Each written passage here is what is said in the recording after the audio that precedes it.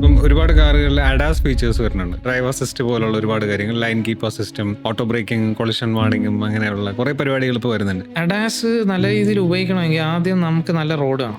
ഇന്ത്യയിലെ ഒരു 4% റോഡിൽ മാത്രമേ ഈ അഡാസ് പ്രോപ്പറായിട്ട് വർക്ക് ചെയ്യൂ. കൺജസ്റ്റഡ് ആയിട്ടുള്ള സ്ഥലങ്ങളിലൊക്കെ നിങ്ങൾ ഇപ്പം മാർക്കറ്റ് പോലത്തെ സ്ഥലങ്ങളിലൊക്കെ പോകുമ്പോൾ മാക്സിമം അഡാസ് ഓഫ് ചെയ്തിടുക. ഇടയ്ക്ക് ഒരു ആക്സിഡന്റ്, ഒരു XUV 700 ഒരു ആക്സിഡന്റ് വീഡിയോ കണ്ടിട്ടുണ്ടോ? ഇയാൾ ഇങ്ങനെ പോവുകയാണ്, അഡാസ് ഓണാക്കി ഇങ്ങനെ പോവുകയാണ്, ഒരു ബിസി സ്ട്രീറ്റ് പോലത്തെ സ്ഥലമാണ്. ഒരു ഓട്ടോ ജസ്റ്റ് ഓട്ടോക്കാരറിയാലോ, ഇങ്ങനെ എടുത്തുകൊണ്ട് അങ്ങ് പോകും. ഓട്ടോ ഇങ്ങനെ ഫ്രണ്ടിൽ എടുത്ത് കട്ട് ചെയ്തങ്ങ് പോയി.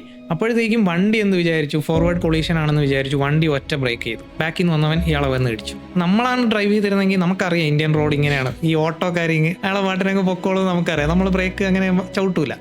ഈ അഡാസ് ഒക്കെ മിക്കതും ഡെവലപ്പ് ചെയ്തിട്ടുള്ളത് പുറത്ത് കമ്പനീസിന് ഉപരി ഡാറ്റയാണ്. ഈ ടെസ്ല പോലത്തെ സാധനങ്ങൾ മിക്കതും ക്യാമറ ബേസ്ഡ് ആണ്, വിഷൻ ബേസ്ഡ് ആണ്. ഈ വിഷൻ ബേസ്ഡ് എന്ന് പറയുമ്പോൾ ഈ ക്യാമറ എന്താണോ കാണുന്നത്, റഡാറും ഉണ്ടാവും, ലിഡാറില്ല. ലിഡാറാണ് ഫുള്ളി ഓട്ടോണമസ് കാർസിൽ കൂടുതലും വരുന്നത്. പക്ഷേ ലിഡാർ ഭയങ്കര കോസ്റ്റ്ലി ആണ്. അപ്പം അത് നമ്മളെ കൺസ്യൂമർ കാർസിൽ വെക്കാൻ പറ്റില്ല. ബേസിക്കലി വിഷൻ ബേസ്ഡ് അൽഗോരിതമാണ്. അപ്പോൾ ഈ വിഷൻ ബേസ്ഡ് അൽഗോരിതം ഇതുപോലത്തെ കുറച്ച് പ്രശ്നങ്ങളുണ്ട് ഇന്ത്യൻ റോഡ്സിൽ. ഇതുപോലെ ആൾക്കാർ ഈ ഓട്ടോയും ഇതൊക്കെ ഇങ്ങനെ ക്രോസ് ഒക്കെ വന്നു കഴിഞ്ഞാൽ പ്രശ്നം. പിന്നെ ലൈൻസ്, റോഡ് മാർക്കിങ്സ് ഒക്കെ പ്രോപ്പർ വിസിബിൾ ആയിരിക്കണം.